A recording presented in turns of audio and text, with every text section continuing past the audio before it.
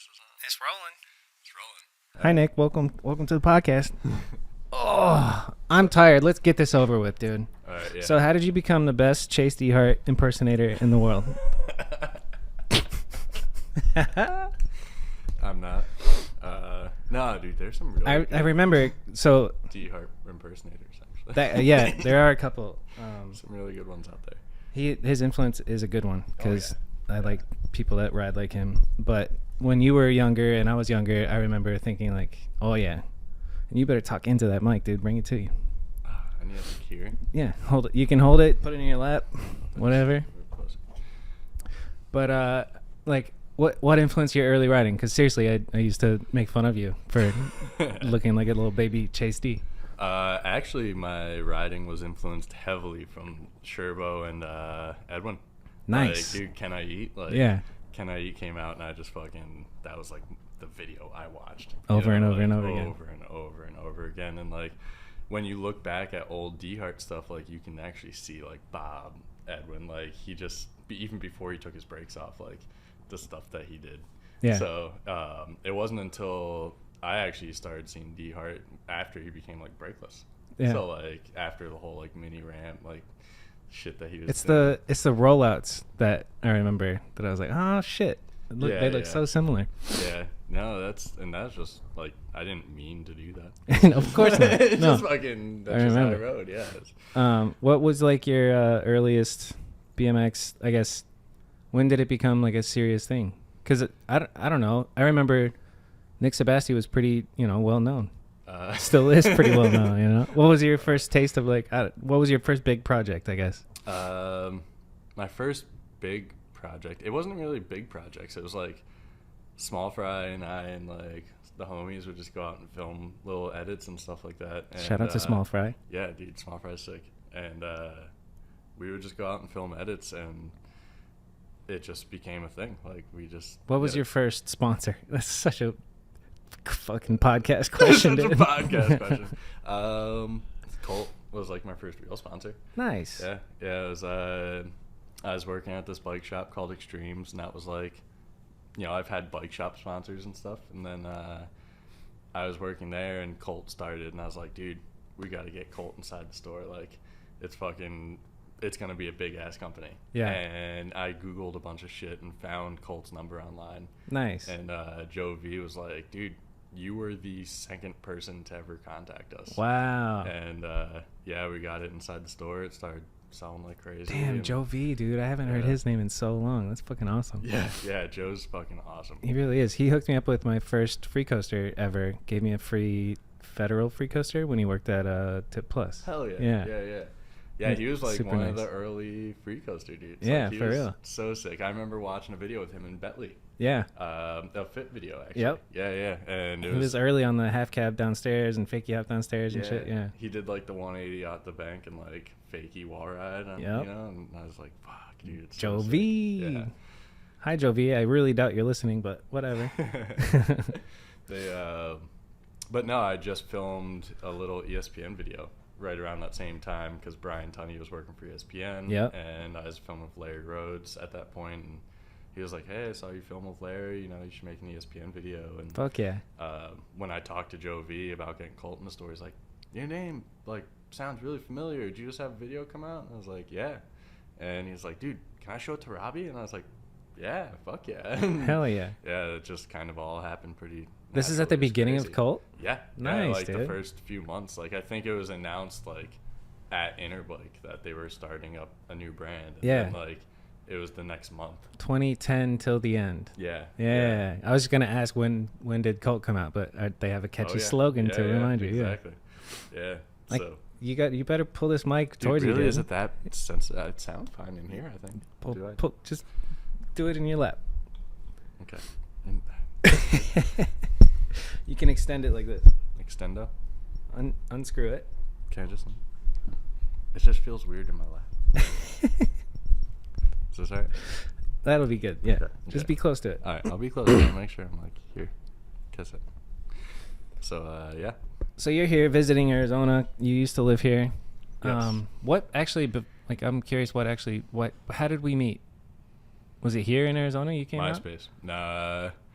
Yeah, we first met here, like in person. Yeah. But like We knew each other we were on the friends internet. on like MySpace even. Wow. Yeah, yeah. It's fucking nuts to think about. I remember the first day pulling up to your house on The Tempe stable. house? The Yeah. stable. Yeah, the stable. Yeah. I just passed 13th Street and I was like, oh shit, I used to pedal down that. I So, missed that yeah, house a lot. That was a fucking sick house. Yep.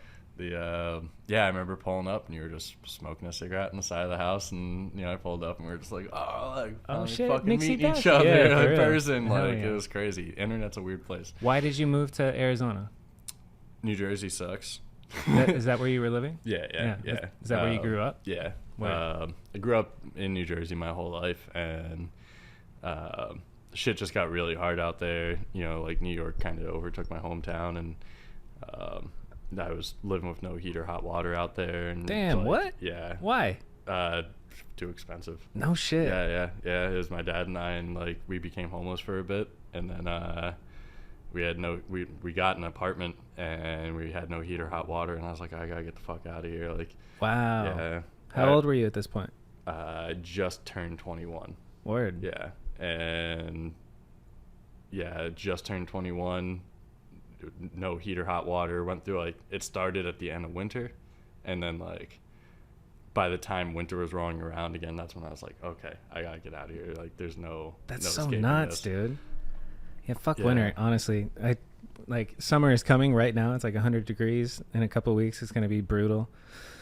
But it's better than having to wipe snow off of your windshield every morning. Yeah, and be exactly. depressed. Yeah. No, winter does suck, and trust me, being here, I'm like, fuck, why did I ever leave Arizona? But sorry. Life took you on the route that you took, and now Deadbread's killing it, and you're living good. You got a girl, you got a kid, 2 kids, 1 kid. One kid. One kid. One kid. My girl has 2 kids. Hell yeah. So, yeah, and they all Nice. get along really well. It's awesome. That's fucking sick. You got yourself a little fam, Yeah, dude. yeah. So on this vacation, you're in Arizona. We were talking before that you're here for a week just to come back, get out of town, and take a week off of work. Yeah. And Just chill by the pool. did you bring the kids? No. Nice. No, not this time. Nice. Yeah. You got a babysitter Well. or family or something? Yeah. It's my daughter's with her mom, Word. and then her, my girl's kids are with their dad. So Nice. yeah. How old is your daughter now? She's 7.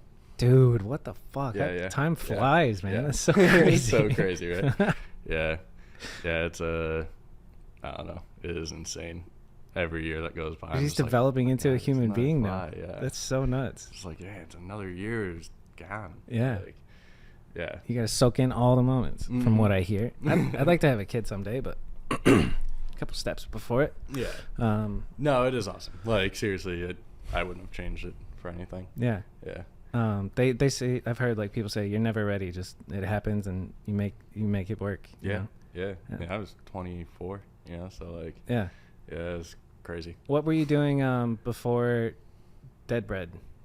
Because also people don't know the conversation we had before. How is Deadbread doing? Deadbread's great. You just told me that you quit something. Yes. Yeah. I was basically a production manager, but they wouldn't label it a manager. Basically, I oversaw the plant and how the workflow went through, created the work, and made sure everything was on time, shipping, and that was my job. For what? Just curious. It was an electromechanical components company, so Whoa. we made something called a commutator that goes into a motor that reverses the current. Okay. Just a little thing. Yeah, Yeah. so crazy. I mean, they go from little tiny things to fucking 600-pound round. Yeah. It's wild. Whoa. But yeah, I was doing that for 4 almost 4 years. Wow. Okay. Word. Yeah. Good money? Yeah, it was decent. I mean, Good enough Yeah. to have 3 kids in the house and a girl and shit. yeah. No, it was a decent job for sure. And at one point, I actually felt myself I'm gonna retire from here type of thing.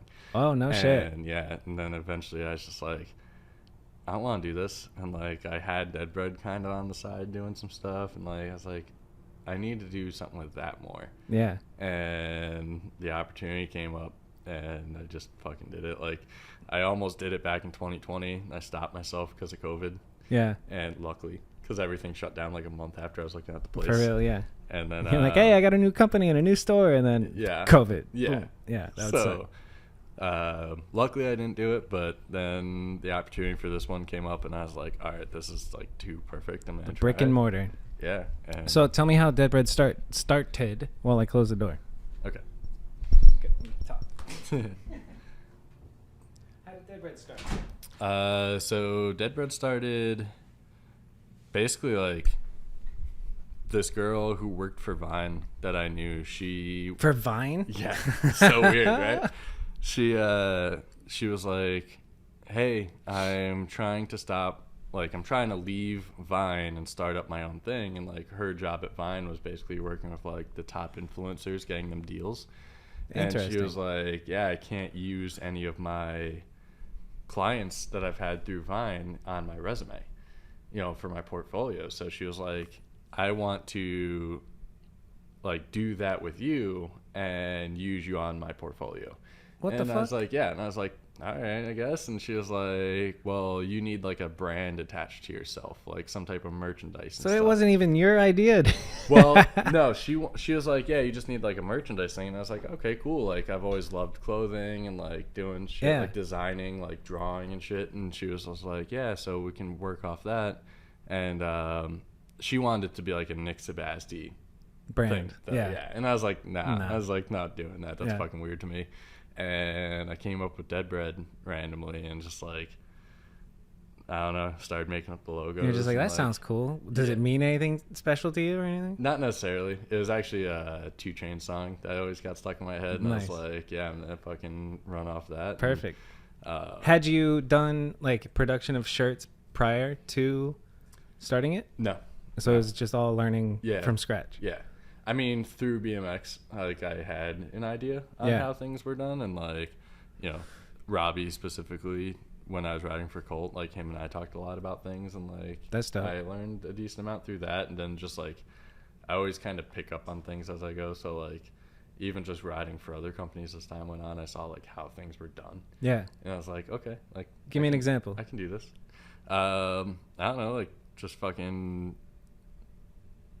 Like what kind of an example? I don't know. What was their next sponsor after Colt? BSD for frames. Oh, yeah. And I talk to Grant Smith still to this day. Like we talk a lot, actually. He seems super nice. Yeah. I got Noah hooked up on BSD. And nice. Good fucking hookup. That kid is so good. Yeah, so sick. Yeah. And then Trent eventually ended up going to BSD, and now Grant's on BSD. Yeah. So like the Michigan squad. The whole Dead Bread team. Yeah. Is Trent from Michigan? Yeah. Dope. Like 40 minutes, not even from where I'm living right now. Nice. Like in a small town. Like what's the other Michigan company that they rode with and went on trips with? Daily Grind, Ohio. Yes, Daily Grind. Yeah. And then I'm blanking on his name. Goblin. Right? Gremlin.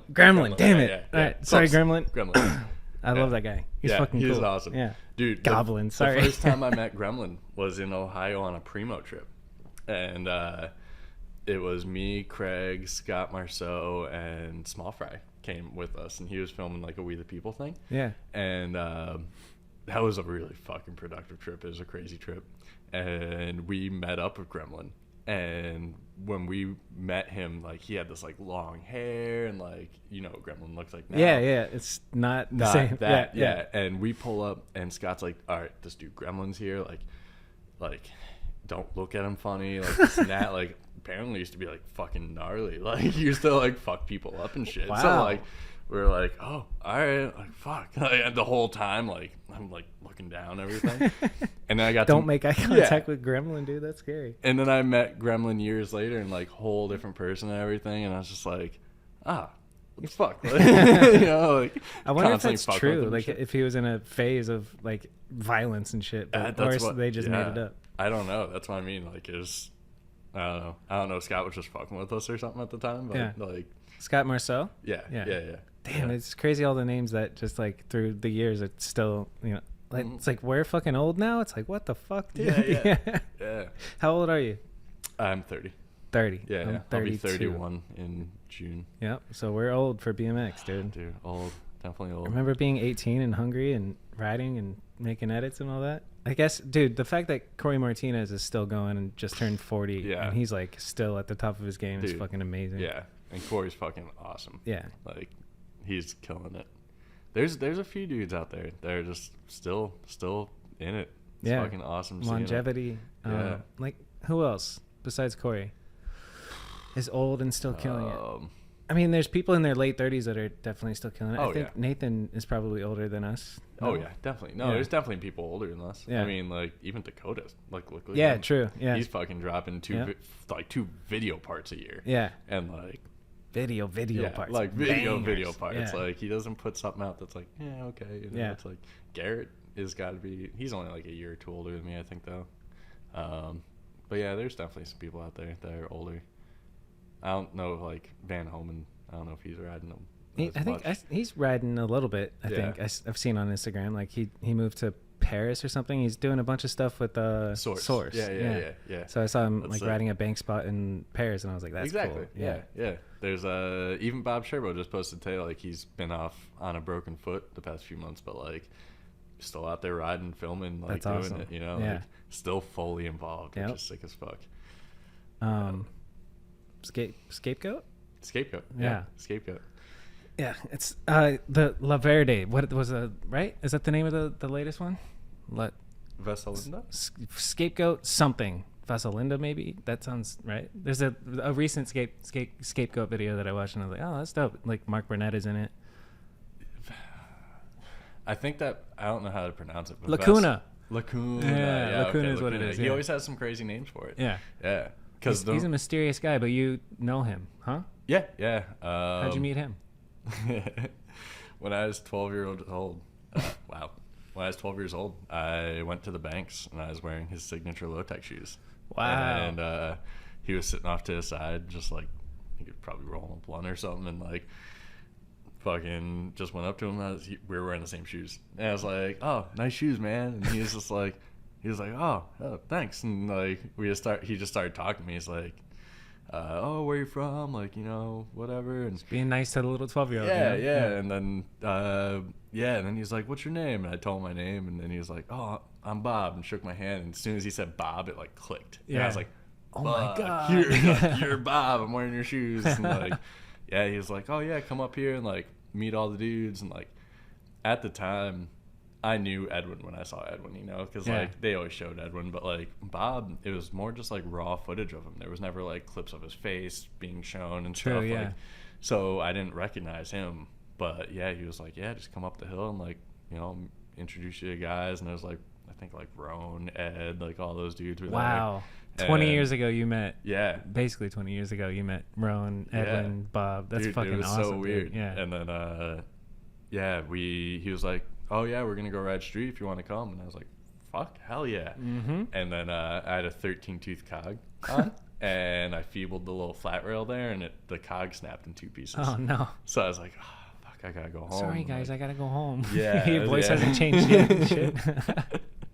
So yeah, it was a crazy thing. But then I started seeing him everywhere after that, like all the animal premieres and like just out and about here and there. Like even just ran into him on the train and stuff. Because and, you grew up in New Jersey. Yeah, exactly.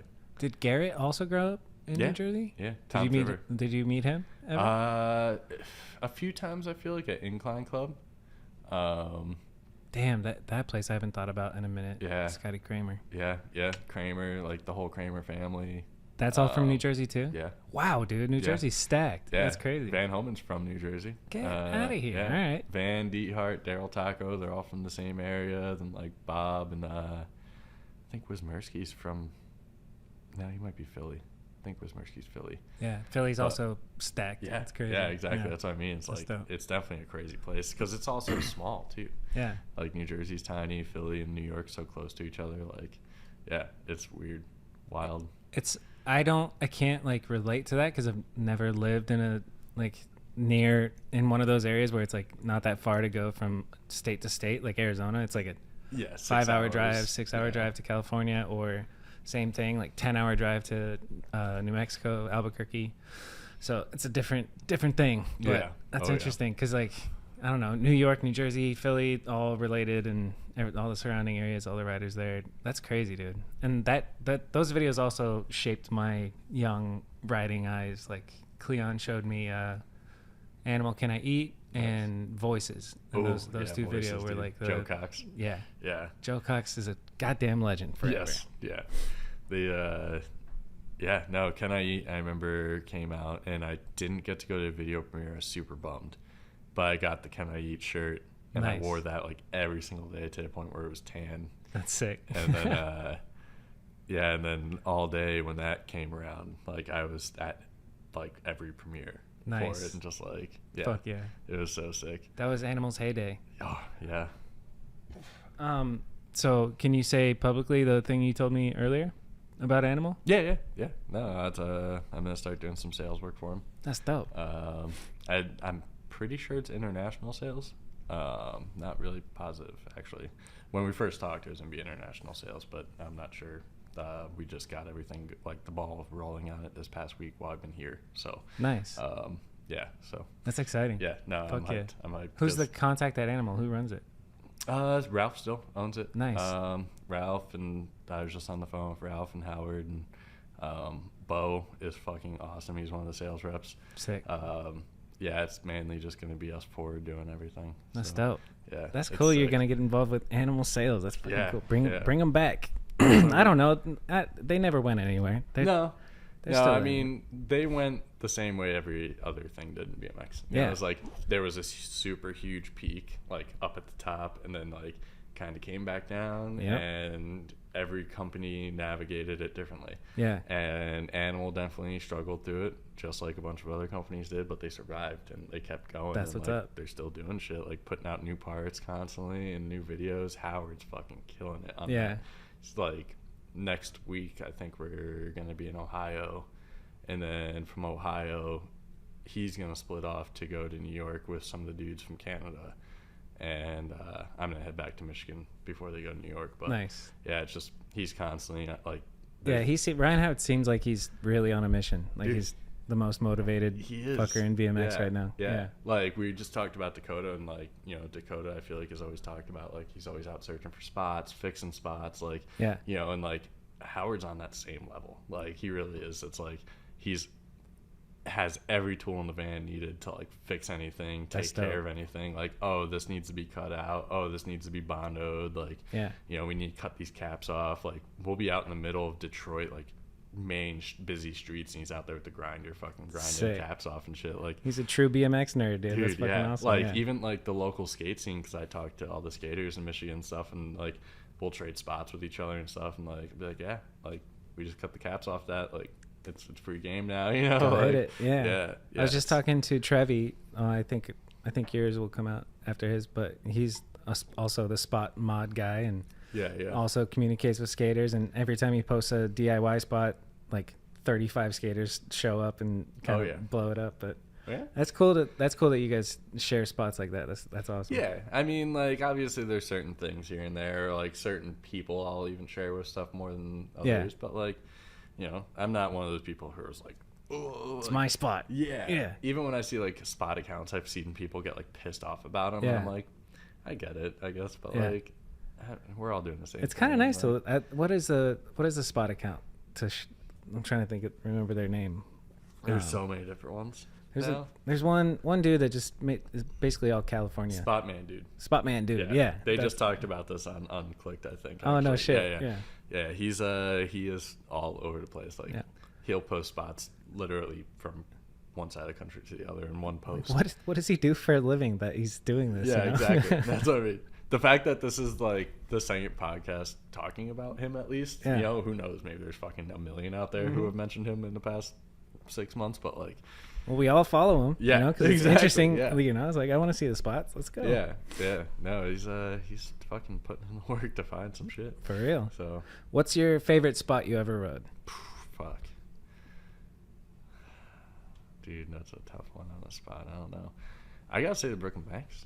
Brooklyn Banks. Yeah. Like I was like, my instant thought process was like, I started thinking about like clips I've filmed type of thing, you know, like oh, like what spot did I get a clip on that I was happy about? But I was like, no, like spot that I had fun riding and just like cruising around and shit. I'm so jealous, dude. Like growing up there, I can't wait to be able to go hit him again. Like, yeah. I'm so happy that they're gonna be saved. Yeah. Why is it? Do you know the story about like them demolishing and then saving? Like what the fuck? Somewhat. What the hell happened? As far as I know, it was just like they closed them down for bridge construction for a bit, and then they reopened them, and then they did like an extensive bridge construction, and that's where like they store all the construction equipment and everything down there. So Okay, so it was never going to be demolished. It was just like they talked about like with the new reconstruction of the bridge that they were going to demolish it and like rechange everything down there. But then Steve from Fiveborough, he's been really on top of like advocating, trying to make sure that they don't get torn down. And then I think Tony Hawk stepped in, and that's when it like really nice. Yeah, like, Tony Hawk is dude, saving Brooklyn Banks. Tony Hawk fucking kills it, and it's sick because like Tony Hawk makes skate parks all over the place, and like gets money up for all these skate parks all over the place. And like even on the Tony Hawk side, it like talks about like how skateboarding, BMX, everything like should be able to be at every park and like everything. So he's like nice. Yeah, he's doing a lot of legwork for BMX. Everyone. That's BMX, dope. skateboarding, everything. That's like, great.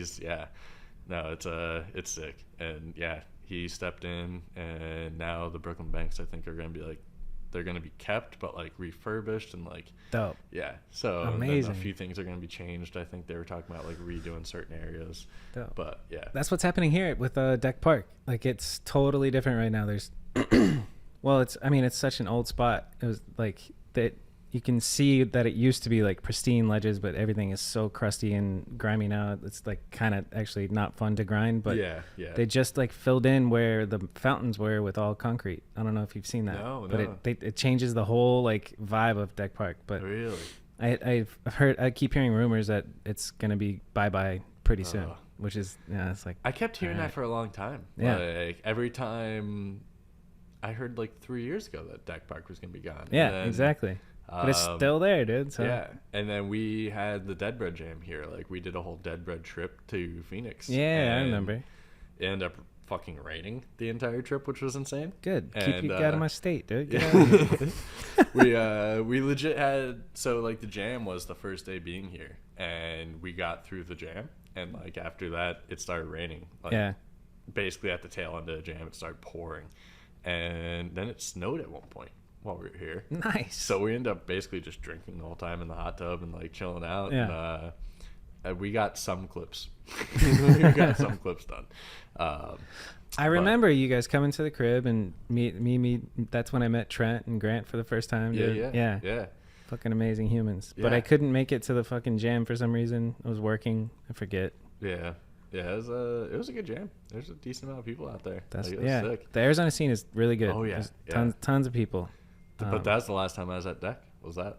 Wow. And that was 2 years ago. Yeah. So just talking about it now, I'm like, I live here. I should go ride Deck like soon. You know? Yeah. Like it's one of those spots that is like you take it for granted. Yeah. And it's blown out. Everybody goes there all the time, but I need to go to Deck. As soon as they start tearing it up, steal one of those rails. Yeah, right. One of the Dakota rails. The red up rails. Yeah. What's your favorite thing you've seen on the up rail at Deck Park? Fuck. The Dakota. Nose manual hanger. Yeah. Nose manual hanger is pretty good. I'm saying Ballman dude did 180 pegs up it to cab. That's fucking amazing. Which is pretty crazy. That is awesome. Ballman sometimes just busts out legendary shit. Yeah. Small Fry did a toothpick to crank arm to 360 up it. Nice. Yeah. That was wild too. And there's been so many jams, and like you just set up at that rail, and then everybody does shit. I've seen like pegs up to bar, pegs up to opposite whip, pegs up whip, pegs up. Literally everything has been done at Deck Park. It's kind of wild. Yeah, it's nonstop. But there's little niches, that you can find some jibby jabby to do. Yeah, even like they where that little bank to where the window was, they put up plywood over the windows. Yeah, and I was riding that last time I was there. I was like, fuck, this is awesome. Spoiler, but in Mediocre 2, Clay rides that spot and does a really sick line that I'm excited for people to see. Yeah, I'm excited to see that video actually. I'll show you some footage maybe if it's not too late. What time is it? 8:30. Okay. It's almost past my bedtime, brother. I gotta get to the bar. Deck Park tricks. Oh, I was gonna tell you the best thing that's ever happened at Deck Park is the mediocre at best party line, dude. Yeah, I was gonna say that is. You asked about the rail though. Yeah, I did specifically say the rail, and that wasn't in the party line. Yeah, the party line and Nick Bonnell, the tire ride where you like. Oh eat yeah, shit. Yeah. And got hung by his leg, crazy. And that's before he landed it. So he wanted to do tire ride 3, and he kept blowing up. Like he would do the spin and blew off a couple of times, but he was doing the tire rides consistently, and then he messed up on that one and just like dropped into Smith or died or whatever. And then he's walking it off like he literally is hanging by his knee. Where's the picture? I have the picture somewhere in my room or in my office or something. But and then like he gets up, and 3 tries later he changed his mind and he's like, I'll just Smith it. And it's like, what the fuck, dude? Yeah, right? This is at 4 a.m. in the middle of summer, towards the end of the Lightworks year in 2018, dude. So everybody should go watch Nick Bonnell's Lightworks part. Hell yeah, dude, so good. He gets slept on. Yeah. And dude, he's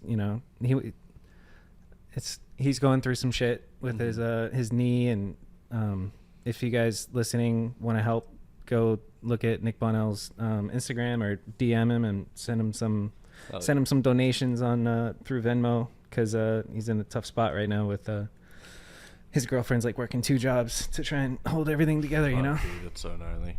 Life can get hard. It is. It's I definitely take it easier now. Like, make sure I don't hurt myself too bad. Yeah. Now that I have the store, it's not as bad. I feel like you know, before I was like, oh, I got to get up and go to this job and like, you know, fucking work. You know? And like now I'm like, oh, I can go sit behind the counter at the store and like chill. You know, I'll get up here and there. So like if I do get hurt, it's not as bad, I feel like. But true. Yeah, definitely gotta. You can still do your job with a messed up knee or That's something. That's what I mean. Like, even last week, like, I actually had a pretty bad stomach virus for 24 hours. And, like, I had to go open up the store, and I just laid behind the fucking countertop. And, like, when the doorbell opened, I was just, like, popped up. I was like, what up? Hello. Yeah. I was like, I can do that at a real job. Yeah. You know? Like, I was like, I'm working on a printer down here, you know? So dope, dude. Yeah. Let's talk more about Dead Bread. Like, you got this brick and mortar spot. And what's the main, you know, breadwinner for, like, you're doing it full time now. This is like you quit your job. Yeah. You're full time Dead Bread, which is so crazy to me. Like, because I think of it as just like, you know, a little T-shirt company, but now you're making a living off of it. Like, what is it called when it's a company's like flagship? What's the flagship product or whatever? Like, what is like? Because for example, with BMX companies, I think it's Complete Bikes and then like Grips that make the most money. Yeah. I think, but that's actually, it's funny because that's all I carry for BMX at the store. Really, is like grips. I carry a few completes, and I carry like grips, tires, a few seats. Yeah, the reusable shit. Yeah, you know, chains. I'll carry pegs and stuff, but I don't carry like stems and sprockets and forks and cranks and all that stuff. Interesting. Like why not? They just don't sell. They don't sell as often, and it's like I'm sure online they'd probably sell and stuff, but like I don't want to use up my storage space inside the store for stuff that's gonna sell here and there. Yep. So yeah, it's mainly all that stuff, and the stuff that sells the most, I would say, is the Dead Bread stuff, like the Dead Bread clothing. That's awesome. And yeah, I'll sell like other brands' clothing a lot. Actually, like I hit up Garrett and got some Fiend soft goods in the store, and everything sold in the past like week. Nice. Yeah, like I just got a small amount based on what they had in stock. Yeah.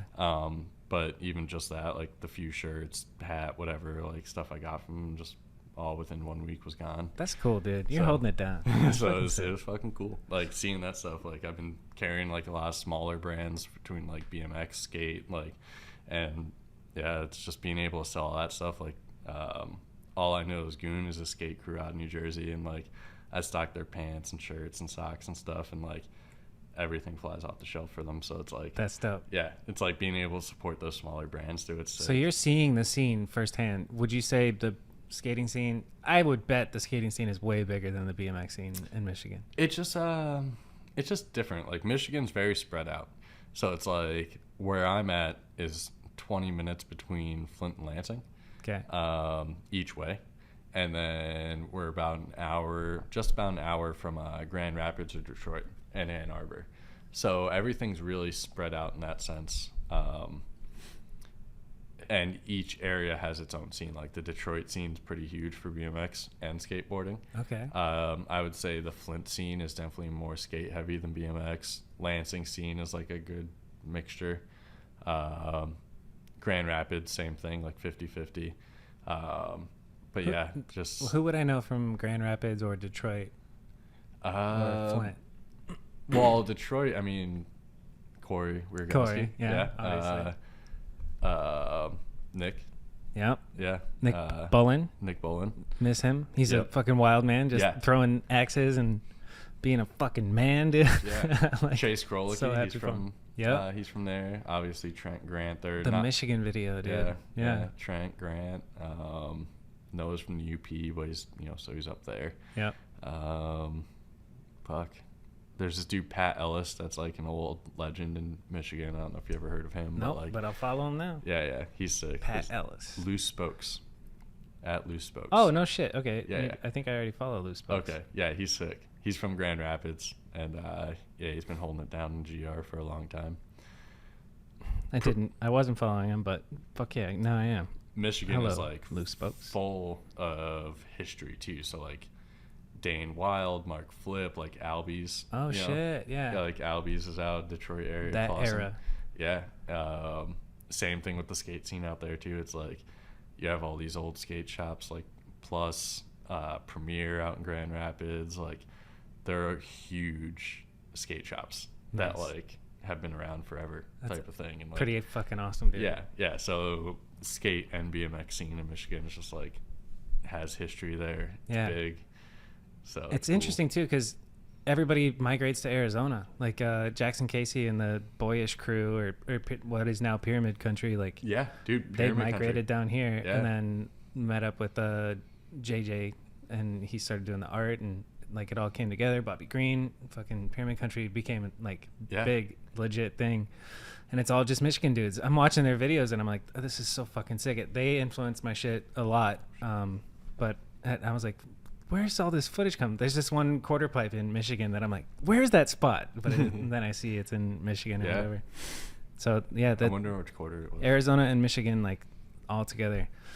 The quarter pipe was like in a corner, and it looked like it was quick created or something. And in the Boyish video, I think, it's Lansing, I think. It's a small, like 2 foot tall one. Yeah. I just had a clip on it in Alpha 3. Nice. Yeah. Hell it's yeah. a little. There's actually a guardrail that they put in front of it, and you gotta like unbolt it and move the guardrail. Nice. Up. But yeah, it's fucking insane that it exists. Yeah. It's like this little. It's this tall, has like probably this much vert on it. Yep. Yeah. It's wild. It's so sick. Yeah, That's like a cool 20 minutes spot. from my house. That's awesome. Yeah. That was one of the first spots I rode in Michigan. Hell yeah. Yeah. Yeah. So let's talk about why Arizona to Michigan. What migrated you there? My daughter's mom.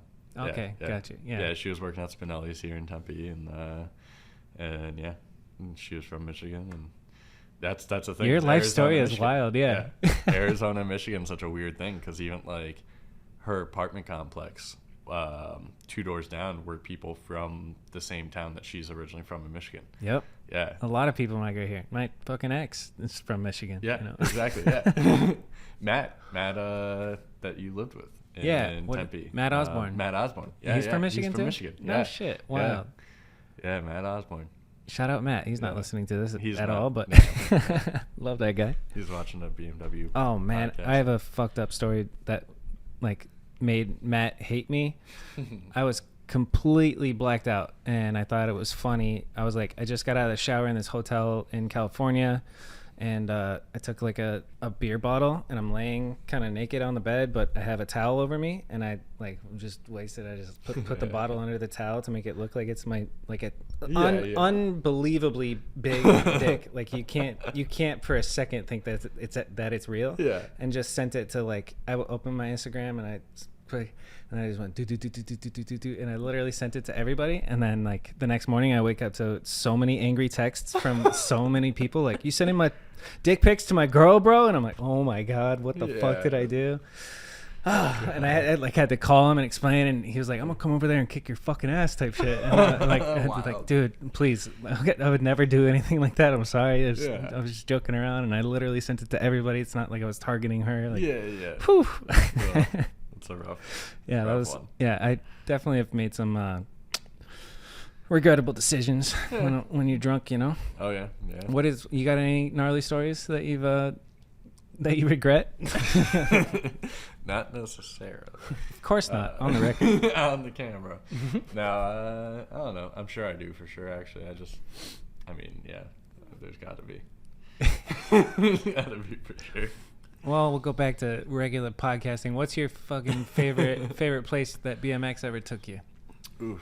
Was it mostly like do it yourself, or were you traveling a bunch with teams? Most of it was do it yourself. I've went on a few trips that were like, company related. Animal, obviously the past few years, like I go on a lot of trips for Animal actually. Yeah. There's a lot of bugs in my house, dude. There's a lot of bugs. There's Animal. I go on a lot of trips for them with Howard. Riding wise, I've been to a lot of cool places that like were fucking cool. Like St. Louis was crazy. I'd like to go there. I've never been to St. Louis. Yeah, it was a cool place. It wasn't a place I would have ever went to just to like go visit. You know? Like I never was like, oh, I want to go to St. Louis one day. Tell me about your St. Louis trip. What was it for? Who were you with? Jack O'Leary. Shouts out to Jack. Shout out to Jack. He's fucking sick. He's from St. Louis, and he got put on Animal. So Howard and I were like, oh, let's fucking go out to St. Louis and ride with Jack. Dope. And I just drove into Ohio, hopped in the Animal van, and we drove from there to St. Louis. And it was a sick trip. It was hot as fuck. Really fucking hot. And probably humid a little bit. So humid, dude. And Missouri. St. Louis is a crazy place. There's a How lot so? of abandoned, like it's pretty much just abandoned and like pretty run down. And just like most places we end up riding, it's like everywhere we go, we want it to be shitty. Yeah. But yeah, no, he showed us around St. Louis and it was fucking sick. And we got a lot done on that trip. And Jack was fucking amazing. And then we went out to I forget the name of the area, but it's where Red's BMX is, and that shop is cool as fuck. Yeah.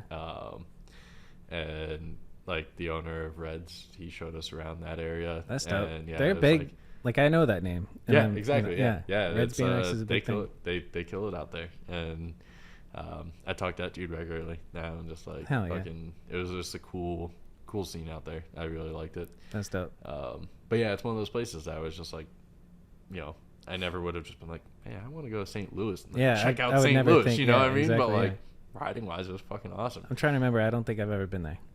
Maybe I've passed through. I think I've probably been at the airport like for a layover or something, but never. Never been. I wish I could see it like in its heyday. Same with Detroit. Like it's such a shame that like all the industry went overseas, and then all of a sudden now it's just shanty towns. It's so crazy. Just like that. It's like everything's gone. Exactly. All right. That's what Flint's like. That's so wild to think about, dude. Like Flint was General Motors, and then just like, they pulled out one of their main plants there, and it was just like fucking nothing. Yeah. Nothing left. What a shame. Just empty homes all over the place. Like people just fucking. It looks like when I first moved there, it's changed a little bit now, but like when I first moved there, Flint's only 20 minutes away, and like it seemed kind of like a ghost town in certain areas where it's like you go through an area and it seems like the end of the world happened, because there's just like blocks of just empty houses that are boarded up, and like some of them caught on fire, some of them are still perfectly standing, and it's like wild, really weird place. And then like you'll come across neighborhoods where it's like one house, like people still living in it, and then the rest of it's gone. Yeah. So it's like that's like the survivors of like so the end of the world, like a zombie it's movie. Weird. Yeah. It's Have you seen crazy. the movie Barbarian? Yeah, that's based out of Detroit. Yeah, because like that street, that's exactly what I'm picturing in my head. That's exactly how I picture it, because I even look at old photos from the past. I can't believe you've seen that movie. That movie's so fucking nuts, it's dude. So weird. I was like, this is like an interesting like thriller of an Airbnb, and then all of a sudden the twist happens, and you're like, what the fuck, dude? Everybody should watch Barbarian if you get a chance. 10 out of 10. For real. No, it was fucking wild. That's why I watched it though, because I saw it was like based out of Detroit, and I was like, oh shit, like let's watch check this. it out, Like, yeah. see what it is. And I was like, yeah, mind blown. I was Yeah. like, what the fuck is happening right now? Like, mama. You keep trying to guess like don't spoil it, but you keep kind Yeah. of trying to guess like what the hell's gonna happen. Is this dude sketch? Blah blah blah, and then Yeah.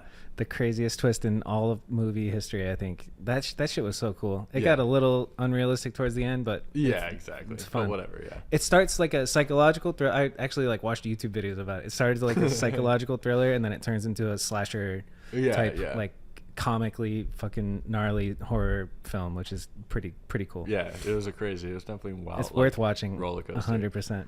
Yeah. What's another movie? Let's talk about movies. Movies? Dude, I don't know about movies, but I just started watching a show called Jury Duty. Jury Duty. Okay. Yeah, it's on Freevee, and shout out to Freevee because it's Freevee? free. Yeah. But no, they. You don't have Netflix? I have Netflix. Okay. But I ran out of stuff on Netflix. Really, winter, dude. Winter in Michigan sucks. But yeah, Freevee, Jury Duty. It's a show about like all these people who are getting cast for jury duty in Los Angeles area. So there's like actors and stuff mixed into the jury duty. Yeah.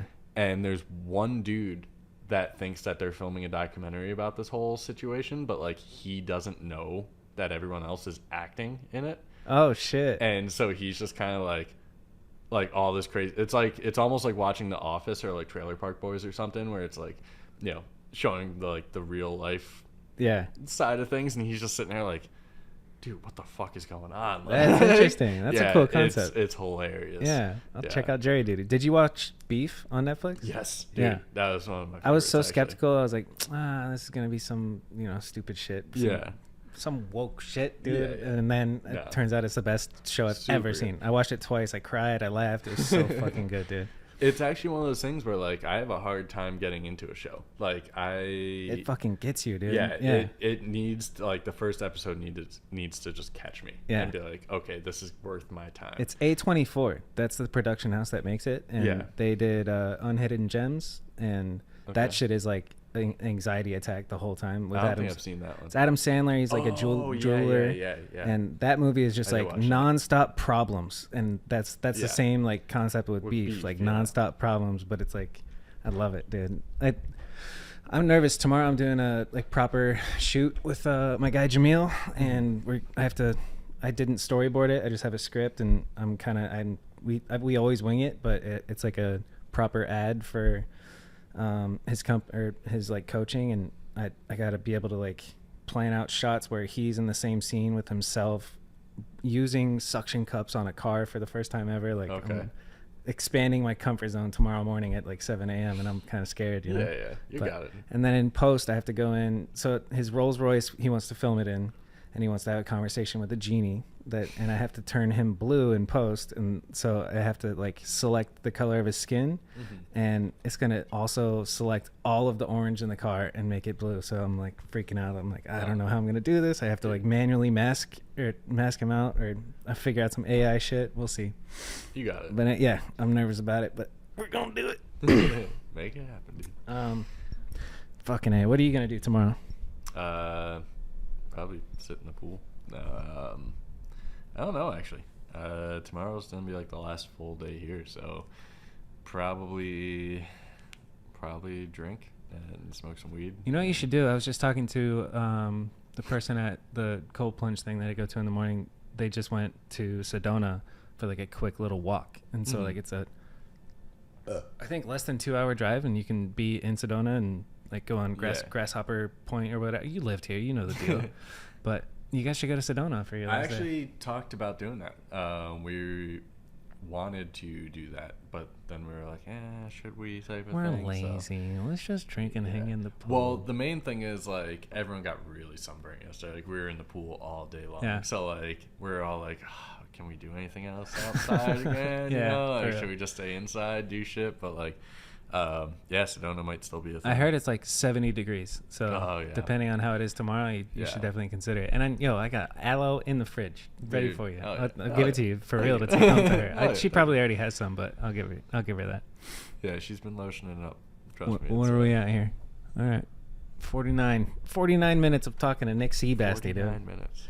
This is like one of our normal phone calls. You just call me out of the blue, and then we talk, chat. You're one of the only people that does that to me, and I love it.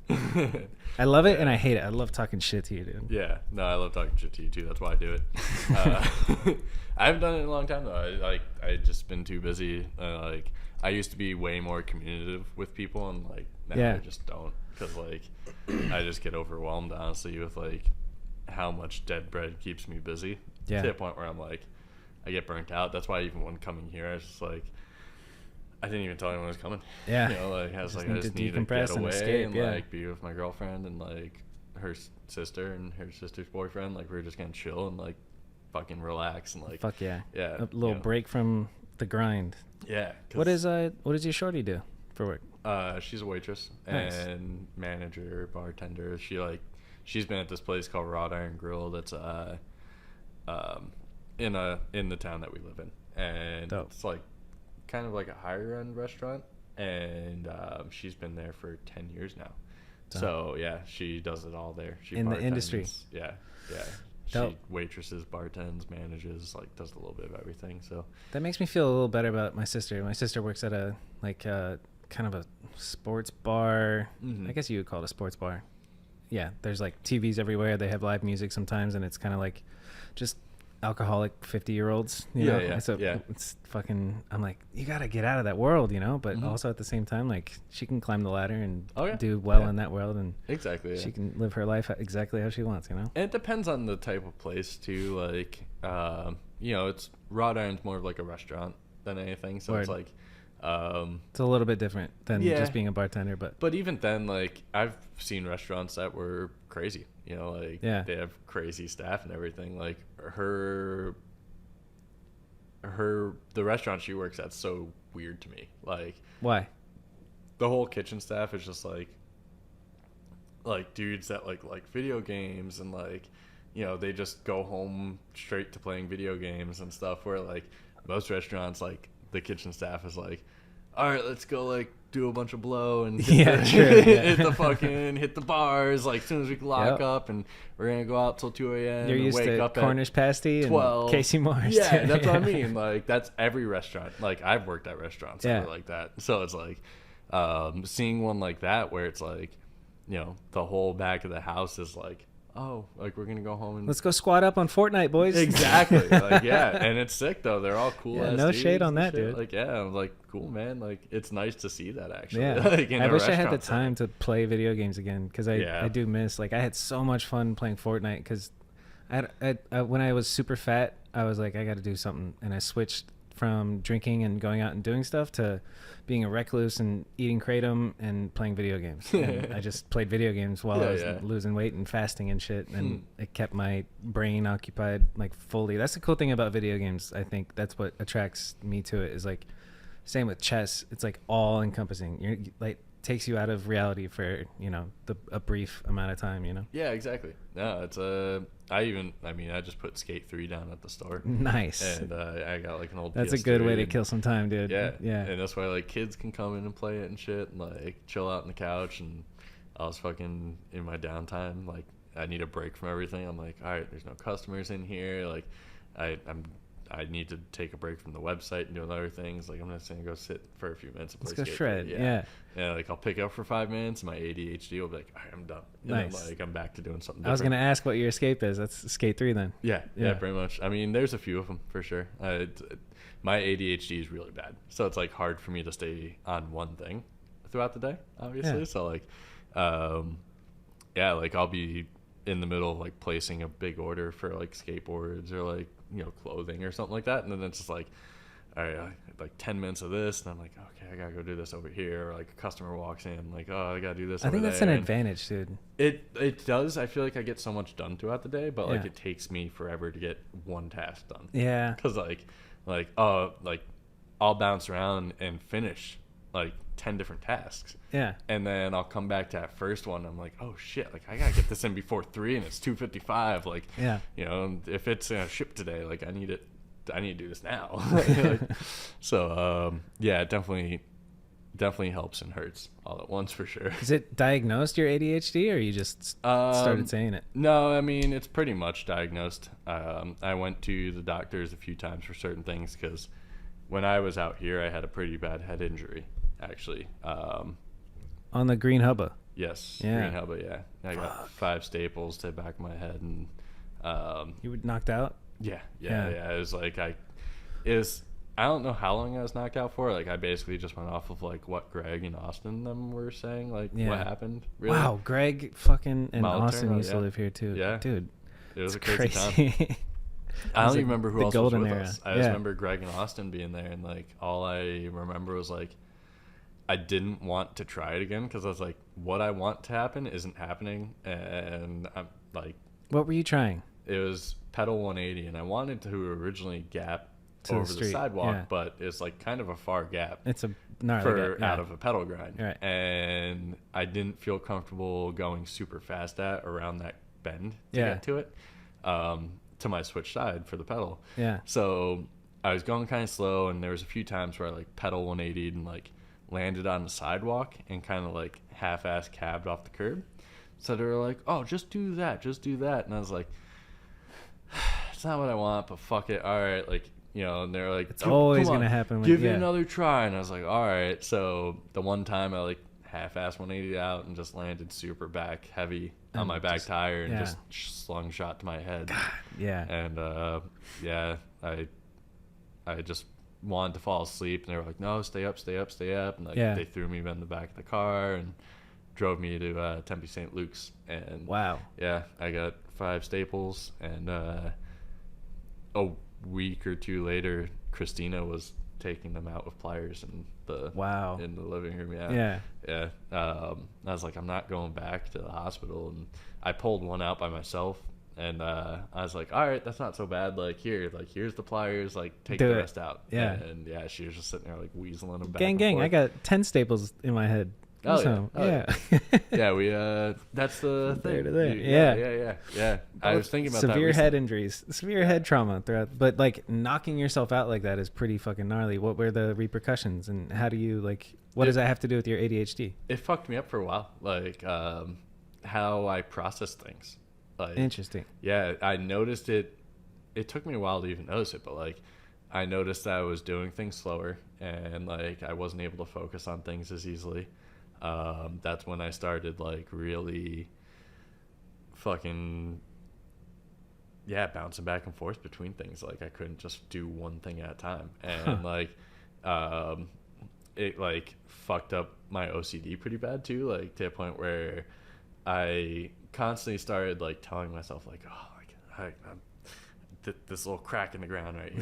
This is wrong. Yeah, like I gotta hop at this crack, and if I can't hop at this crack, then like I can't do this, and like it started fucking me up like that to a point where even now I'll go back and like check a door 3 times to make sure I locked it. And like, Damn. my daughter even just said last week when I was leaving the store, she's like, "Why do you always have to go back in the store so many times before we leave?" And I'm like, Sorry, baby, I got yeah, OCD. Like, Yeah. like I have to, like, I gotta make sure I, unplug this and make sure I lock this, and I forgot this in there because like I'm grabbing 10 things, and I gotta make sure I remember to grab that, and and I leave, and I'm like, fuck, I forgot to grab that, and like I'll go back in, and it's I think a lot of people have that problem, the OCD. Is there something that you can do to like fix it or change it? I don't fucking know. Have you like talked to a psychologist or anything, or a psychiatrist? No. I did talk to a psychiatrist at one point. Not necessarily about that stuff, but more just like mental health related things that I needed to talk about. Like what? I want to know. No, just a lot of stuff, like just normal life shit, my daughter, and like transitioning of like being a single dad at the time, and like that was a big thing. And then like my riding definitely at one point was like a weird thing for me, because like I had the head injury, I was filming this thing for BSD at the time, and then like eventually it was just like my head injury got to a point where it ate at me to a point where I was like, you know what, like I don't want to do this right now type of thing. And I told Grant Smith, I was just like, dude, like, Sorry, I give up right now. Yeah, I was like, I'm like, this is the footage I have right now. I'm not filming anymore right now. Like, I want to finish this project and move on to the next project. And like, if it's not a BSD video, it's not a BSD video. Like, I just don't want to like put myself in that spot right now. Yeah. And my daughter was just born at the time, and I was like, that's a lot going on. Yeah. I just moved to Michigan. Like, I filmed a few clips there, and like that was the first few clips I filmed after the head injury that were like I felt good about. And there was like a few that I filmed at this dude Blake Yard,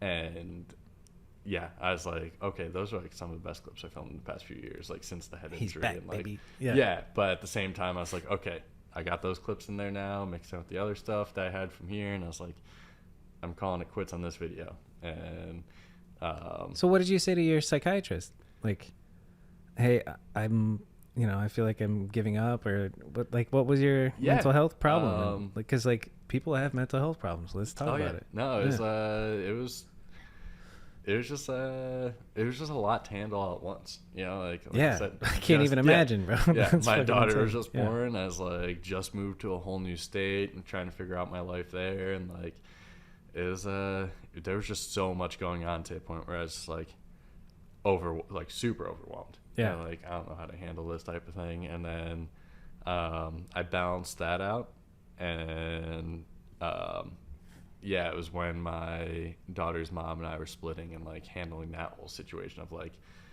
how my daughter was going to be, and like with the whole situation. And they were like, it's normal, people co-parent all the time. Yeah, exactly. It's not that big of a deal. You're making it a crazy big deal. Yeah. I should be a psychiatrist. Look at these glasses, dude. Talk to me, baby. Thanks, what do you want to know? You just fixed my problems. Oh shit. But, no, it's that's a lot. So did you move immediately after your head injury then? Pretty much. It wasn't much longer, I don't think. You're bringing back memories. I remember the talk of Nick Seabasty's head injury was all over the place in Arizona. Yeah, it was a fucked up day. It's like one of those things like, did you hear about Nick? It's like, oh shit. No, what happened?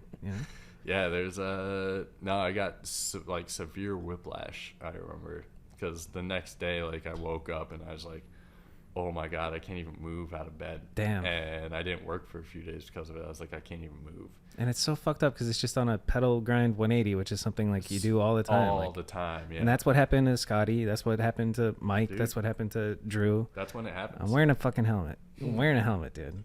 Brain bucket gang. Yeah. I still don't wear one. I should, but I should.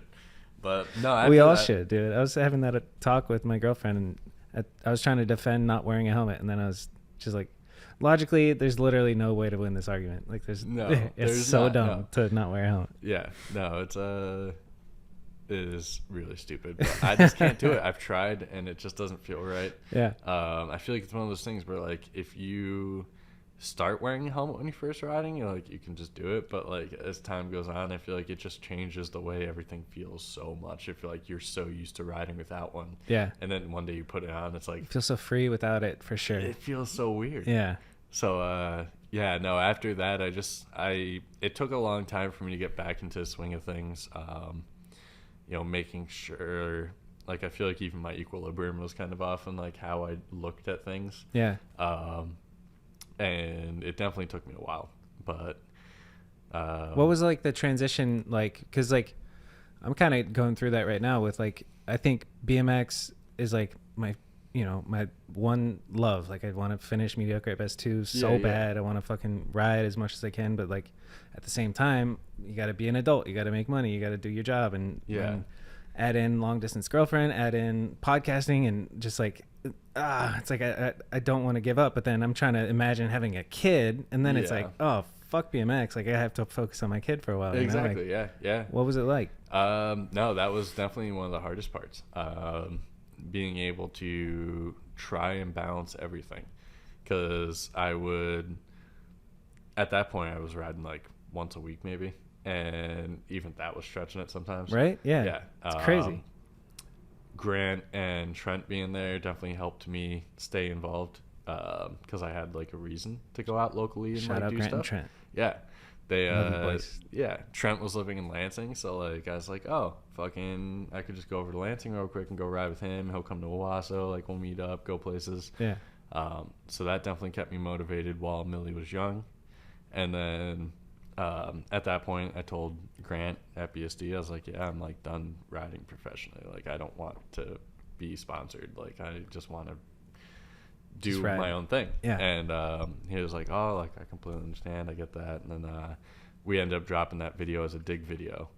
There's something liberating about that. Yeah, like, it was just like just a video. There's no pressure. Yeah, I'm just doing my shit. Yeah, exactly. So it was sick.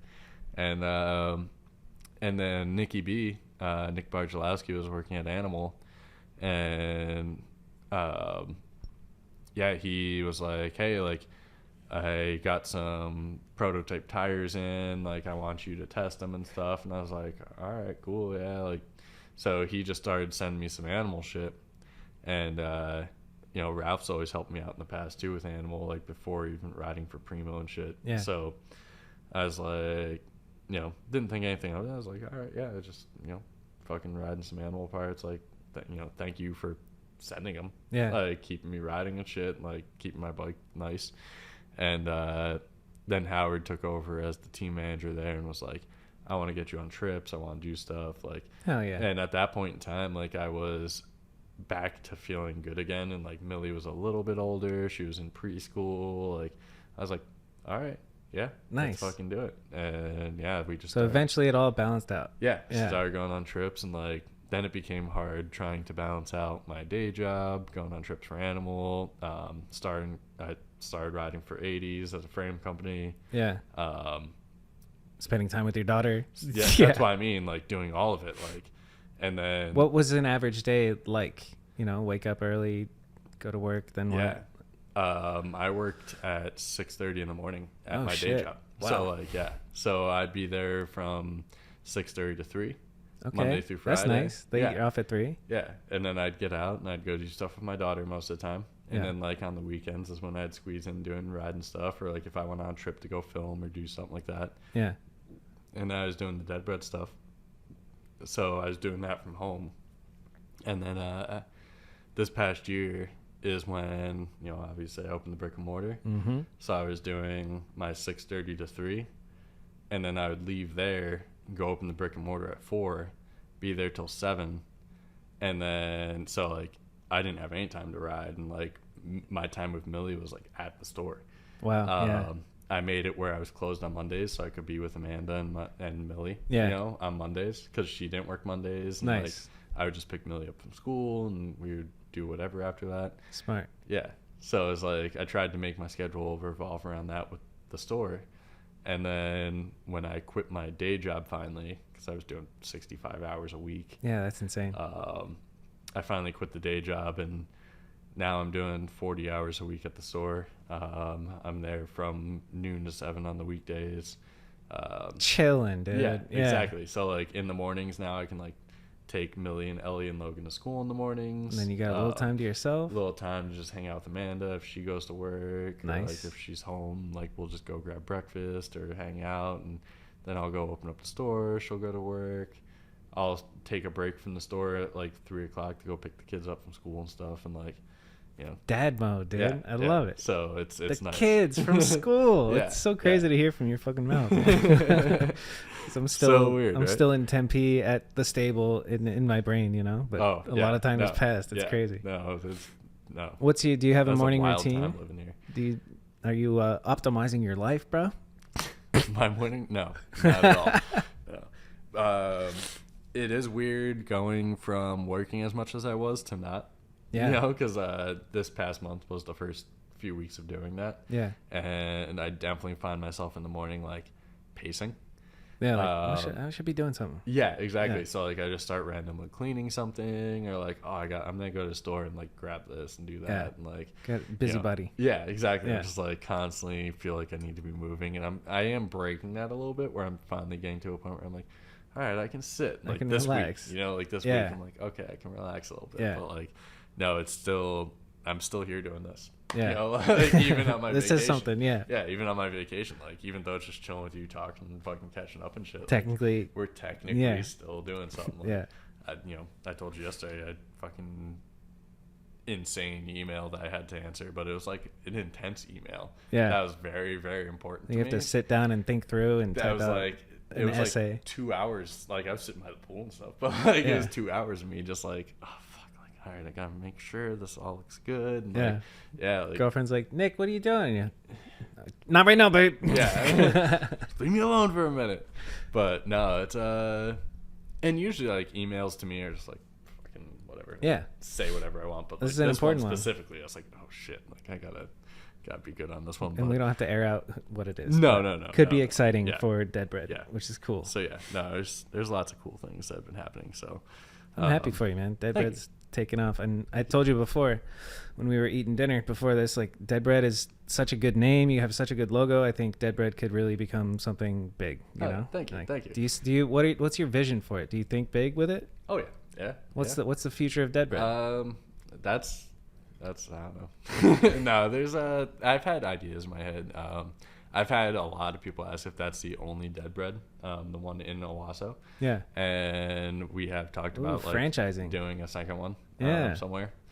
Grant and Trent are down in Austin, Texas right now, so I was like, that's a possibility. Ooh. Yeah. A Dead Bread store in Austin, Texas, yeah. dude. So that could be dope. There's things, especially because like Burnslow is out of Austin, and like Yeah. they're gonna be a brand I'm gonna be stocking at the store for sure. Dude, Burnslow is so sick. They're Yeah. so sick. Yeah. Fucking And love Adam Burnslow. is really Roy, nice. Yeah.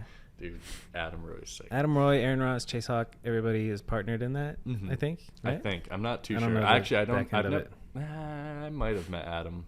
I don't even know if I've met Adam Roy personally, but I just He's a love, mysterious motherfucker. I just love the shit he does. Like, He's got an account called Painting in the Dark. Have you No, follow I that? haven't, no. Yeah, it's really Ooh, good. All right, I'm gonna look that up. Yeah. Actually, where's yeah, because no, even when I was writing for Colt, like just Adam Mhm. Roy's art was like So cool. the whole reason I loved it. You know, Yeah. like It's Cult. The phases of Cult is pretty interesting. The Oh, OG Ryan Navazio videos, and Yeah. kind of just like just the logo basically, and then Navazio phases out. Vish comes in, and then like there's that distinct look of like the trick that Vish does, where he films a clip from his phone playing on a screen, and then Mhm. takes that clip and puts it in the video, and it's like yeah, it gives yeah, it a very like unique look, and then that whole era. yeah. It's fucking interesting. All of Yeah, it. Vish is sick too.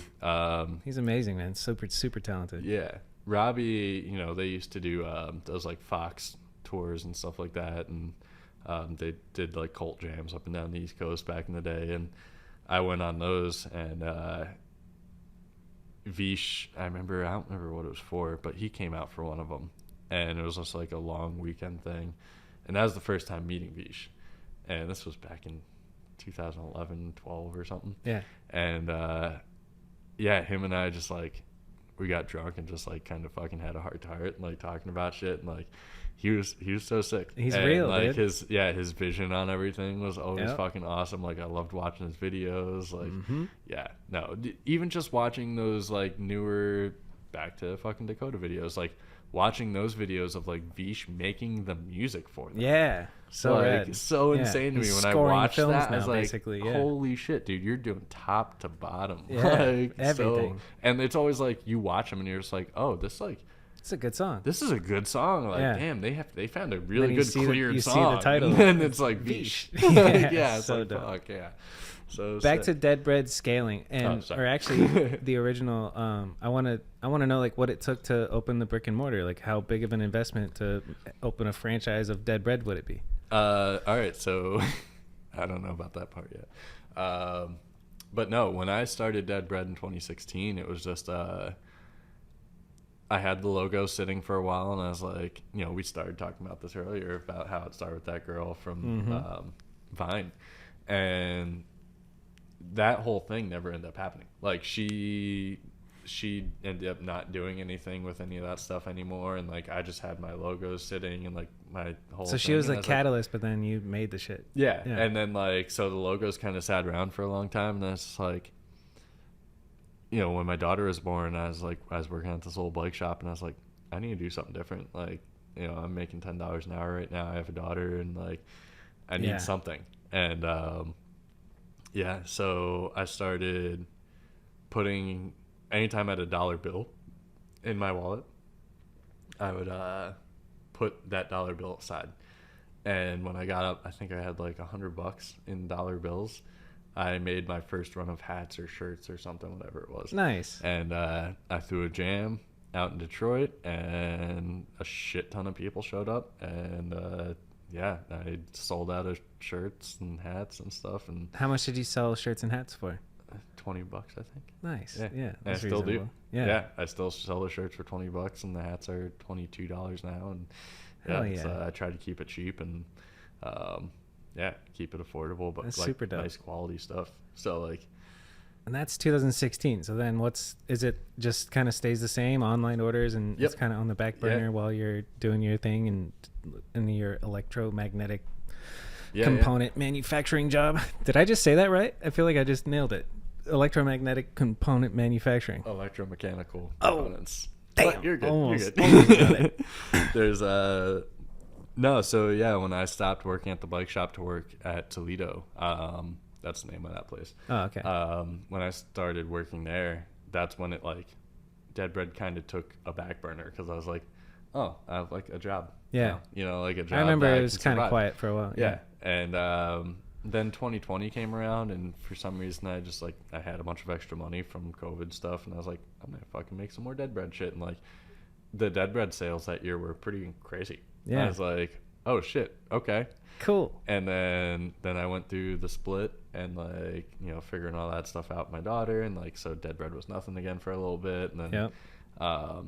2020 was when I was going to open up that brick and mortar and stop myself. And yeah, and then 2022 rolled around, and my girlfriend and her sister kind of like pushed me back into it a little more. Nice. Her sister was like, That's a good like, girlfriend. you got to make more stuff again. Like, she was like, yeah, do it. Fucking, what are you Hell doing? yeah. And instantly, like, on the trip, I started like designing stuff and like making stuff, and Nice. made a few batches of things here and there. And then yeah, like I said, that opportunity came up for the store, and I was like, fuck, like, Let's go. let's do it. And I was like, we need something in this area that supports BMX and skateboarding. Like, we have a bike shop that like carries it but doesn't do anything with it. Yeah. You know? So I was like, I want to be able to like have jams, photo shows, video premieres, like Yep. all that shit, you know, like what a BMX and skate shop does. Right. And you know, and the Dead Bread name was already catching on and like doing stuff. So I was like, fuck, like, Let's go. let's do it. Yeah. Yeah. So having everything incorporated with each other makes sense. And yeah, the Dead Bread stuff goes well. Skateboards sell like crazy. You know, Sick. BMX stuff is going well now. It's spring Is there Dead Bread skateboards? They're coming. Nice. Yeah, I Fuck do have yeah. some decks on the way. Hell yeah. I have a limited batch of 20 coming, and Gonna sponsor some local homies? yeah, no, there's. yeah. I mean, there's already. There's actually some skaters that I have hooked up with clothing and shit in the past. Nice. There's a dude, Richie Blackshaw, that skates for Metal, Fred Gall's company. Dope. I grew up with him back in New Jersey. He fucking kills it. So I've sent him stuff over the years. Some of the local dudes, like, I've hooked them up with shit. There's I was gonna say something, but I forgot what it was. But no, yeah, it's. So It's been tell me, good. have you done like how long has it been open? This brick and mortar, about a year? October 15th was the October 15th of last opening year. date. Yeah, 2022. Wow, so it's still like kind of fresh. yeah, like yeah, it's been 7-8 months. Yeah. yeah. Because I've watched, I follow you obviously, so I see the progress of the store, and you're you sharing the journey, and it's like inside of some place that has a bunch of other places. Yeah. Have you done video premieres or jams? I mean, I know you've done jams, but have you done a video premiere there yet? We did do the local. It's called the Wasi Posse. The Wasi Posse. Yeah, Skate so video. Owasso. Yeah, Sick. Owasso. They have the Wasi Posse. Shiawassee County is where we're at, so that's where Wasi Posse comes from. Yeah, so we had their video premiere like a few weeks into being open, actually. Nice. I had a Blake Yard photo show there, and there was an animal. Let him have it. Have it? Is that the name of the video? I think so. Yeah. Okay. Yeah. Hit him with it. No. With it, or let him have it. Let him have Let it him was like have it. I think the most That's recent. yeah. That's the newest one. Yeah. So yeah, we had a Let 'Em Have It premiere, but it was like a crazy fucking snowstorm. So we were expecting like over 100 people to show up, and like 15 showed up. Dude, but still fun. A 5-pack drove from Chicago. Wow. Yeah, like 4 something hours to Deadbread in a like crazy snowstorm. Like Howard had a van full of people come from Ohio, and he had to turn around because it was so bad. Damn. He was like 45 minutes outside of the city he lives in. He was like, dude, we gotta go back. There's no way. And these dudes from Chicago showed up, and I was on the phone with them at one point, and they were like, oh yeah, like we're going to this one dispensary like over by Detroit. And I was like, dude, you guys are going to pass us by like 2 hours. And they're like, but we have to go to that one. I was like, dude, there's 6 dispensaries across the street from me. Like, come here. And they're like, but there's this one we really have to go to. And then, it's like, why? Yeah. And then I looked it up, and they were passing another one. But it's like they only went to that one in the past and didn't realize there was more than one. Yeah. So it was fucking hilarious. And they were like, oh, shit, you just saved us like 3 hours or something. And I was like, yeah, dude, what? What is he doing in a snowstorm? No, and I couldn't believe they drove that far. It was fucking sick. What's your setup? I don't think I saw like anything on Instagram. You got a projector on the wall, or like just a TV with couch and shit? For the Wasi Posse premiere, we did have a projector on the wall. Let 'Em Have It was supposed to be premiered at the movie theater across the way. Ooh, that'd be sick. The movie theater was booked up that day, but they said for future, like we're like full access pretty much. Dope. So there's a sports bar in the same parking lot, and they were going to premiere it for us. Like they have a huge setup. Sick. So we were going to have it there, but then the storm hit, and they were like, we're closing early. We're getting out of here. Yeah. So we ended up just doing it on the TV at the store with the 15 people that showed up. Yeah, and then fuck it. all the dudes from Chicago and stuff just posted up with sleeping bags in the store overnight. And, but yeah, it was nowhere to go because it's a fucking snowstorm. Dude, it was so bad. I can't even imagine living in a snowstorm at this point. Like we get haboobs here, but other than that, I just explained those to Amanda and her sister and Patrick actually yesterday. I was like, like the first time I saw a haboob, and they're like, "What's a haboob?" Yeah, I showed what is a pictures, haboob? And they're like, "What the fuck?" Dust storm, crazy dust storm. It's like Independence Day made out of dirt. It's so wild. Yeah. It fucking takes over the city. And pictures of them look insane. When you Google haboob, HABOOB. Yeah. Ha boob. Ha boob. Ha boobies. When you Google it, it's insane. That's an Arizona feature. Yeah, exactly. No, it is crazy. But yeah, no, we try to do as much as possible. We have a skate contest coming up in June. Teamed up with a dispensary. So this dispensary, Skymint, they have like 25 locations throughout Michigan. Cool. So they're gonna help put on the skate contest. We're gonna have like live music, food truck, shit like that. Like I'm trying to make it more than just a skate contest. Like make it like a festival type thing. That's sick. I plan on doing those and just making those bigger too. That's dope.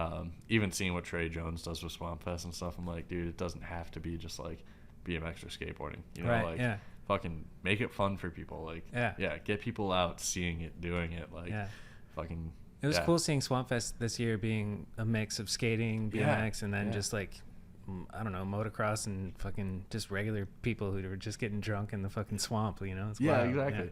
I even have a Blood Wizard Swamp Fest deck actually sitting at the store right now. Hell it's sick as fuck. Like seeing that was really cool. Like Blood Wizards and great. I know you don't know much about skateboarding, but like. Blood Wizards, like, it's been around a while, you know? And, like... The fact they made a Swamp Fest deck is crazy. Yeah. Just as soon as I saw the Swamp Fest deck, I was like, fuck, yes, they did that. Yeah, like, it's super sick.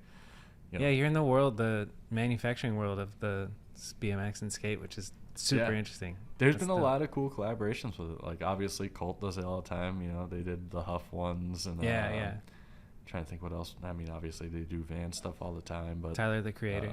Tyler. Yeah, they just posted that today, actually. But even, you know, Animal's done the same thing, too, with the rap industry. And then, but yeah, Sunday did Baker, Baker collaboration. And then Fairdale did a Toy Machine collaborations. So Really? like, yeah, there's been a lot of cool BMX Crossover shit. skateboarding Yeah, that's dope. collaborations. I didn't know about those last two. I didn't know yeah. Sunday did Baker stuff. And Yeah, there's a picture of like Andrew Reynolds sitting on like a Sunday Cruiser that has like Baker on it. Like, sick. Yeah, it's I really fuck with cool. that. That's Yeah. awesome. There's just seeing that stuff is awesome. And even the one, because I'm gonna be stocking, I can say it, I guess I'm gonna be stocking Vans at the store. And Dope. That's huge, huh? yeah, That's a big get. Yeah. What's it And, like to try and get like a license to sell Vans? Like, how does that work? Um, How hard is that? Typically not easy. Yeah. There's I was kind of stressed about it because it's something I've wanted for sure, and I was like, okay, I need to make this happen. Even though I like wasn't fully ready for it, I knew I needed to start getting the ball rolling on it. Yeah. And when I first called them, it was kind of discouraging because like I got the email of like the customer services number that I needed and everything, and like all right, I was like getting my ways in there, and yeah, when I called them, they were just like, oh well, you know, how long have you been in business? And I was like, well, the store opened, you know, in October. 5 months. Yeah. Yeah, and they were like, well, you need to be in business for a year first. Shit. And I was like, like before we even start talking about stuff, Yeah. I was like, shit. But luckily, I do have a homie who works at Vans that I was like, you know, him and I have talked about in the past, and he was talking about like the whole making BMX and skateboarding like combined. He's Yeah. like, you know, like there's no reason for a divide, and For real. like he's been involved in skateboarding forever, and he's fucking still out there killing it all the time, and like he's really good filmer too, and like films with Dak and shit. And so yeah, he was like, you know, if you have any issue, when I told him that I wanted to carry Vans at the store, and that's what I was trying to do with Deadbread, was kind of like break that barrier. Yeah. He was like, oh, if you have any issues, like let me know. And as soon as that came up, I was like, hey man, Hey, I got an issue. Is there a way we can get around this? And Can he's we like, expedite the 1 year process, yeah. please? So I don't know if we can actually put this part in there, but maybe we shouldn't. Maybe take some of these details out. But yeah, it was one of those things where it's just like, he was like, all right, send me the information. You know, like, fucking, we'll get this rolling. So, Maybe edit at 126. yeah. Yeah, I don't want to put too much out there. I started thinking about it after I was talking to you. I was like, ugh. Start talking, and then you're like, oh shit, I Yeah. can't be saying this. Yeah. I was like, oh no, I could say that. Like, I'll be carrying Vans, but like, I don't know.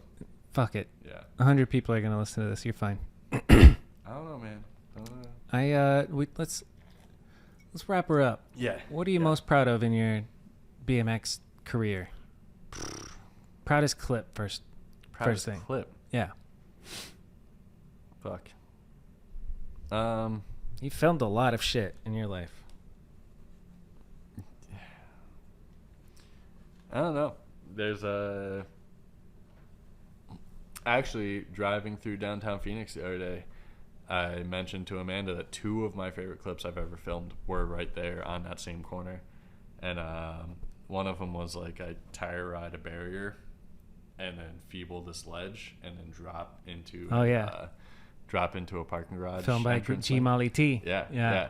That was the first clip I ever filmed with him. No actually. shit. Yeah, Wow. we just him and I hopped on And the it light ended rail. up being the banger, right? I think so. Yeah. And we hopped on the light rail and just went to Phoenix, and we were messing around on the barriers, and I was like, oh shit, this kind of lines up over here to do this and this, and yeah, I just started fucking with it, And Greg's like, yeah, man, fucking do that shit. yeah, you should smith it, man. But no, it was, Smith it, man. Yeah, you should smith it. You love Greg. Yes. But no, actually, it's funny because I think originally I was looking at just over smithing the barrier and then dropping.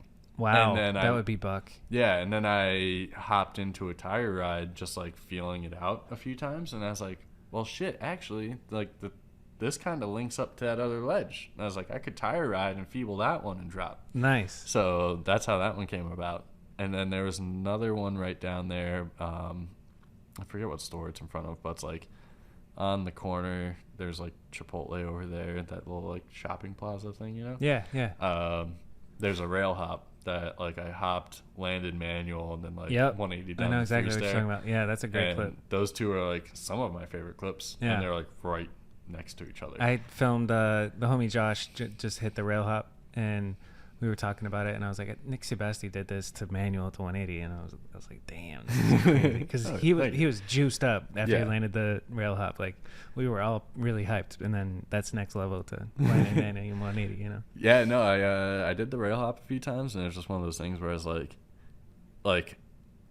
I really like the manual, like it's right there, you know. Like I was like, oh, it makes sense to land and do something down the stairs. So I was like, I started just kind of leaning back a little bit, and I was like, okay, like the manual, I can land manual out of this, no problem. And then it was just getting the 180 down the stairs because it was like kind of an awkward spin, but yeah, no, it worked out just how I wanted it to. And beautifully. Like, Fuck yeah. So yeah, them two are definitely up there. Them two can count. All right. Fuck it. Mount Rushmore. Mount Rushmore. Oof. Did you know this was coming? I mean, yes. I see this on Instagram daily. Yeah. Now, Mount Rushmore. Fuck. That's 4, right? Mm-hmm. 4. I'm gonna have to say Bob, Sherbo, and Edwin. Fuck yeah. They're definitely up there. Dakota definitely is a big influence for me. Okay. Just like his way that he looks at spots, the way that he goes out looking for them, fixes them, shit like that. Yeah. Like, you know, even outside of the riding aspect. What about Edwin and Bob? Bob and Edwin, I mean, it's just their style and creativity, and like same thing with them. You know, it's like they changed the game, dude. It's people who go out looking at spots differently. You know, like and those 3 for sure do that. Like they go out, they see a spot differently. Like, and you know what? I bet Dakota grew up sweating Edwin and Bob. You know, probably. Like, 100%. Exactly. 100%. Yeah.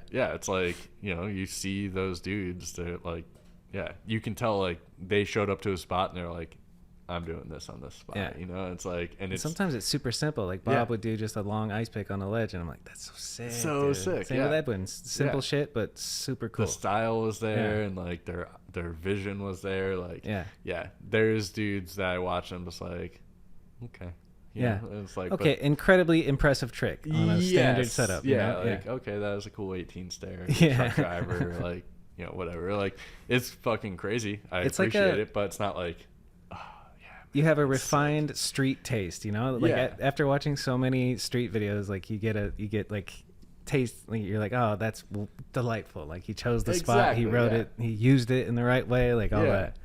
No, sometimes less is more, which is cool. Exactly. Yeah. So there's too many, honestly, but those 3 for sure. Okay. And then like, 4th. What about Matt Hoffman, bro? In the comments. Yeah, right.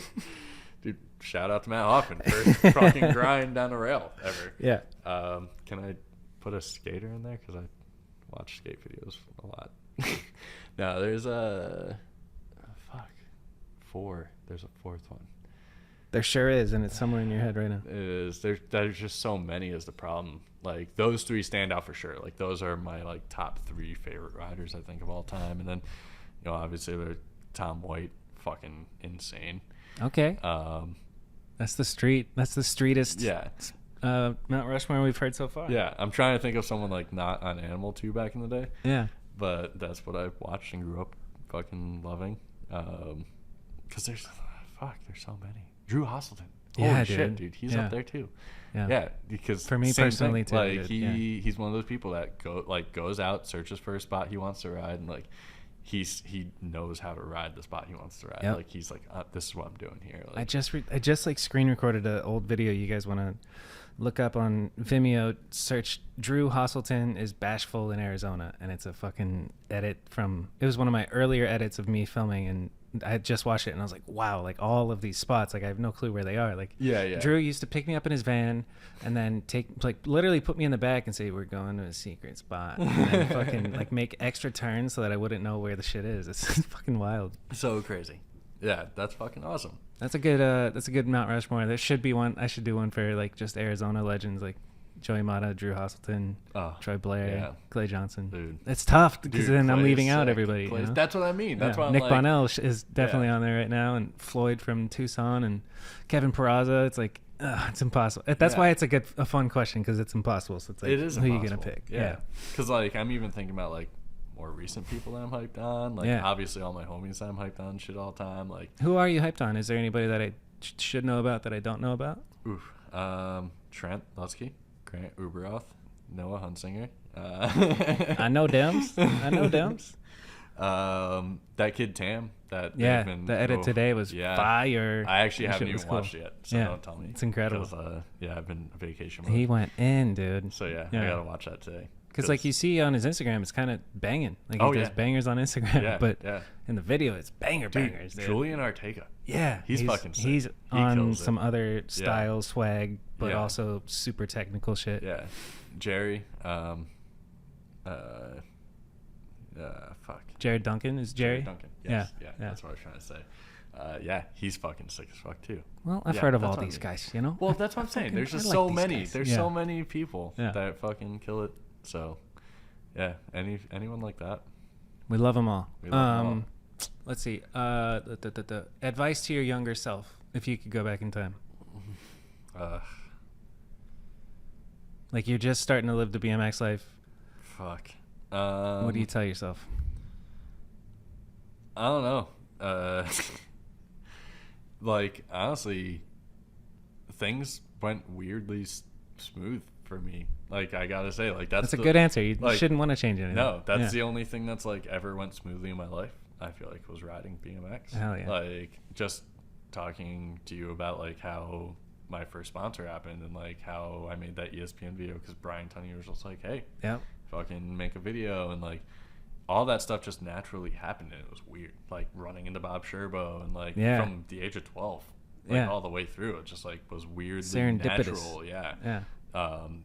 Ending up here the way I did, like it was just a weird, smooth thing that I feel like that's the only thing I can tell other kids is just fucking live your life, ride your bike, let it flow, have fun, be water, my friend. Yeah, exactly. Go with the flow. Just do what you do. Like I get a lot of kids on a daily basis like, how do you get sponsored? Like, how do I get sponsored by Dead Bread? What do you say? I tell them that, like, just ride your bike, have fun, like, keep killing it, you know, like, just keep doing what you're doing, have fun, ride, like, I don't know, like, the whole reaching out to get sponsored thing, I feel like is like, it works for people, but like, I feel like if you're just out doing it and you love doing it, like, it'll happen eventually, you know, like, I would go out to jams and contests and just like because I wanted to be there and I wanted to be doing those things, not because like I was like, oh, I gotta go. I hope somebody sees me. Yeah, I gotta go to this contest and kill it and do this. Like I was just like, no, I fucking hate contests. Yeah, like here's step 2 of my diabolical plan to get sponsored. Yeah, exactly. Like no, just with the reaching out part you mentioned is funny because when I was at Sabrosa, like this is when Common Crew was still babies, and they had like advocates. Like it wasn't Julian reaching out; it was fucking Francis or Sauce emailing. I think it was Francis just emailing like a dorky professional email. Shout out Francis. Just just laughing, showing me the email like Julian Ortega is a great rider with wonderful style and all this shit. So like, I was like, oh. But if you're gonna do it, you should have somebody else do it for you on your behalf. That's a good way to do it instead of trying to get yourself sponsored. No, like I see some dudes who are hungry to a point where it hurts them. You know, like they try so hard. It's a bad look, dude. Just fucking relax. Like just we had one of those here. That like had in his Instagram bio like sponsor me so I can go hard for your company. Yeah, that's a lot. Anthony, I love you if you're listening. He's a nice guy. Just he's pregnant. He's gonna have a kid soon. Okay. Or he just had a kid or something. So I'm happy for him. But he's really good at biking. But that was his bio, and it's just cringe. No, like, you can't do that shit, dude. It's a downfall for sure. And I don't say things are cringe that much, but putting sponsor me in your Instagram bio is one of those things. And now I have it happen with BMX and skateboarding. You know, so it's like you see the whole gamut. I like.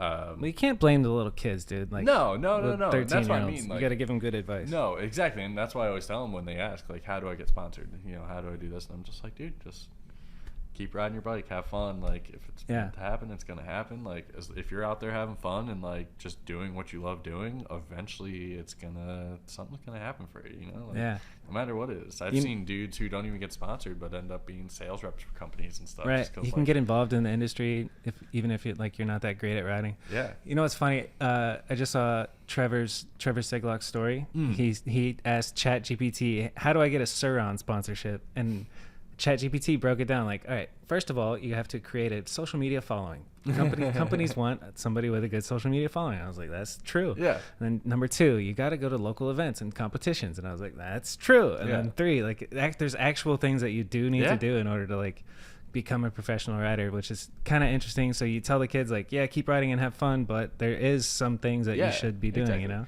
And that's the thing is like, if you love doing it and you want to be doing you're going to be doing those things anyway. Yeah, exactly. You know, that's what I mean. That's why like that's the simplest plain advice I can give. It's just like just do it. Just have fun doing it. If you're having fun doing it, you're going to do those things.